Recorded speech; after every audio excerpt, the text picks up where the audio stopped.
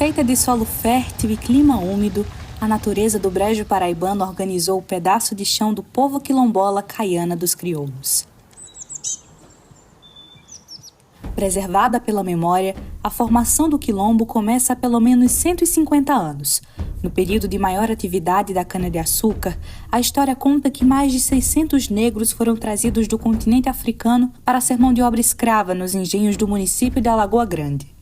A fuga foi a estratégia para acabar com a escravidão. No longo percurso em direção à liberdade, a correnteza do rio Mamanguape guiou o caminho. Caiana dos Crioulos está formada por serra. Esse topo que estamos aqui, essa serra que estamos aqui, tem uma parte de casa. Se você desce ali na escola, desce uma ladeira, sobe outra, já são outras casas. Então, assim, são pontos estratégicos que o nosso povo se refugiou para que pudesse observar exatamente cada movimento de alguém que pudesse chegar e poder capturá-los. Essa é a voz de Edinalva, filha de Rita e Chicó. A mulher negra de 39 anos está de pés descalços, uma longa saia e turbante na cabeça. Nossa história ela não foi registrada em livros. Hoje eu entendo de que a nossa história, ela obrigatoriamente, ela não tem que estar nos livros. Ela precisa ser repassada de geração em geração. E cada pessoa que viver, poder ser o livro, poder ser cada página dessa história. No balcão da cozinha de casa, Nalva, como é mais conhecida, prepara a galinha de capoeira para levar ao fogão de lenha. As mãos rodeadas de sementes de urucum, verduras e legumes escrevem novas páginas da história de Caiana ao fazer receitas que aprendeu com a mãe. Quando ela chamava a gente para a cozinha, era para a gente fazer alguma coisa. Ô, Edinalva, corta aqui o coentro do feijão, corta aqui a cebola da carne. E a gente ficava cuidando do roçado junto com minha mãe. E aí minha mãe produzia bolo, pé de moleque. Ela fazia muito bolo pé de moleque. Era uma das fontes de renda que a gente tinha. E a gente colocava as bacias na cabeça e saía vendendo bolo aqui. Subia a ladeira, descia a ladeira para arrumar uns trocados, né? Assim como também a gente vendia um pouco do excedente das frutas que a gente tem aqui.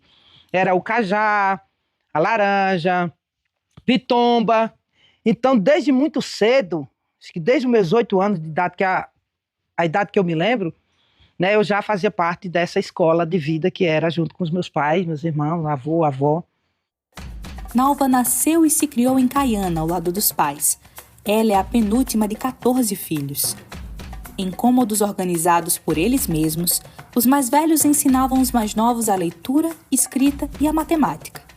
Até a adolescência, a escola era perto de casa, mas a falta de estrutura e assistência levou os jovens do quilombo a atravessar 13 quilômetros de uma estrada de barro todos os dias para poder estudar além do ensino fundamental. Na maioria das vezes eu fiz esse percurso do quilombo até a Lagoa Grande a pé, eu junto com minhas primas. Só que muitas desistiram na época, né? Porque a gente tinha o transporte, que era da prefeitura, porém era mais quebrado do que funcionando. Ou quando era o período do inverno, por conta da estrada. A gente até hoje ainda tem essa dificuldade com o nosso acesso. O racismo está além do discurso. É visível na falta de acesso à educação formal, nas dificuldades de entrada no mercado de trabalho e na capacidade de perseguir os sonhos em meio a tantos preconceitos.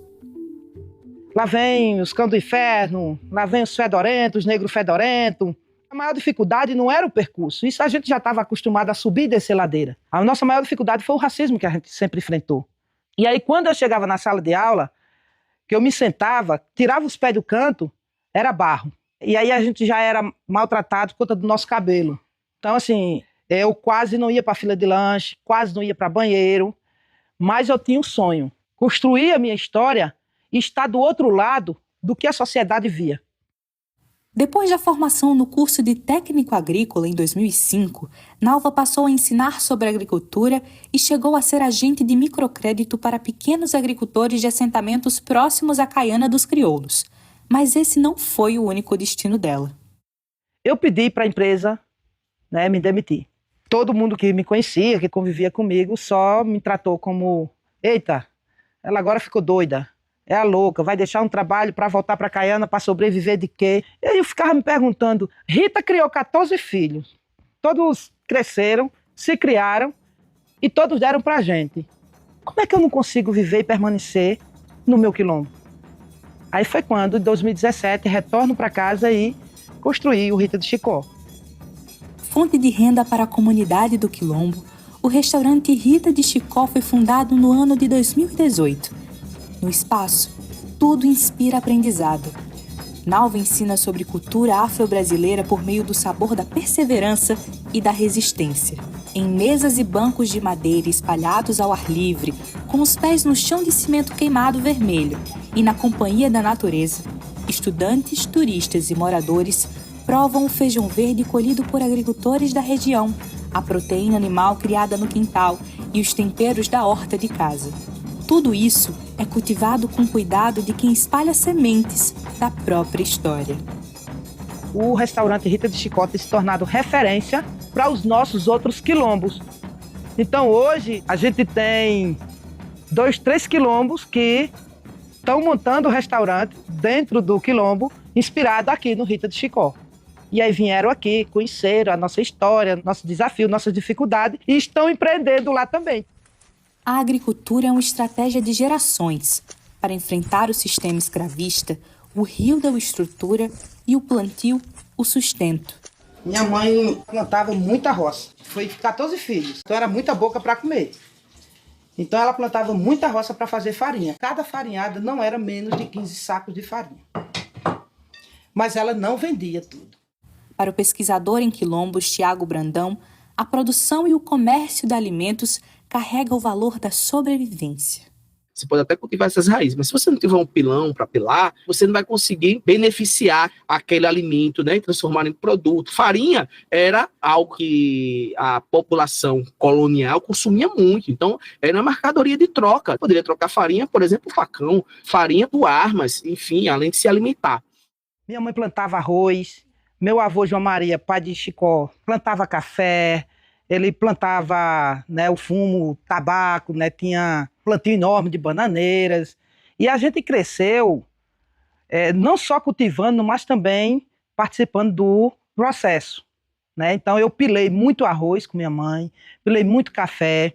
De acordo com o relatório Cidados, realizado em 2025 pelo Sebrae, os pequenos negócios representam 96% dos empreendimentos do município de Alagoa Grande e são responsáveis pela renda familiar de grande parte da população. O restaurante Rita de Chicó carrega o título de pequeno negócio, mas o que acontece nesse espaço promove uma grande transformação social. É o que explica o agente de desenvolvimento da região, Nazareno Nascimento. São pequenos negócios que não só contribuem para a geração de empregos diretos e indiretos, já que absorvem parte da produção agropecuária da nossa zona rural, como são indutores de outros pequenos negócios relacionados a serviços. E, além disso, são organizados numa associação de turismo recém-formada, que tem se comprometido no sentido de direcionar esforços e recursos, a exemplo de melhorias no acesso às comunidades rurais, organização e capacitação da mão de obra para esses empreendimentos turísticos, mobilidade e limpeza urbana, projetos de arborização e locais de caminhada. Hoje, Caiana dos Crioulos é um território hereditário em retomada. Mesmo com tentativas de apagamento, a dança do coco de roda e os tecidos capulana, aquele cheio de cores vibrantes, brilham a liberdade dos antigos escravizados. O restaurante Rita de Chicó chega a servir mais de 20 pratos nos dias de maior movimento.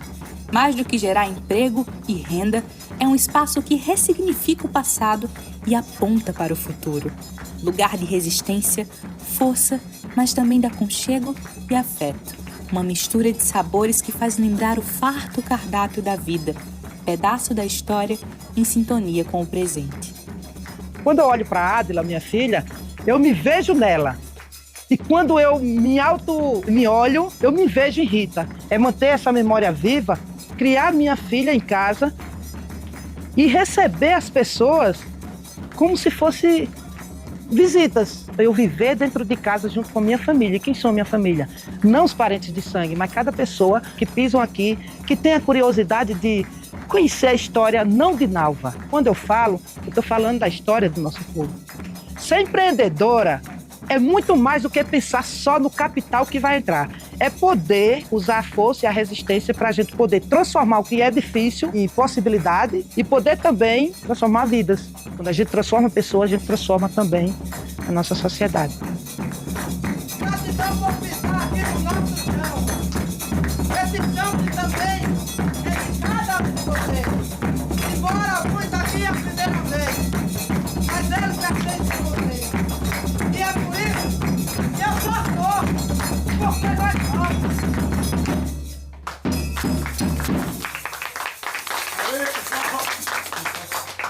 Deu pra esquentar? Mas se quiser mais, a gente toca.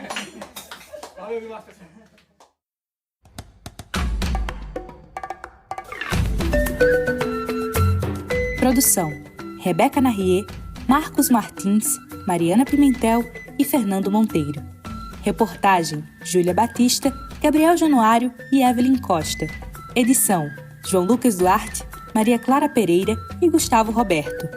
Mídias: Estela Cândido. E a orientação é da professora Patrícia Monteiro.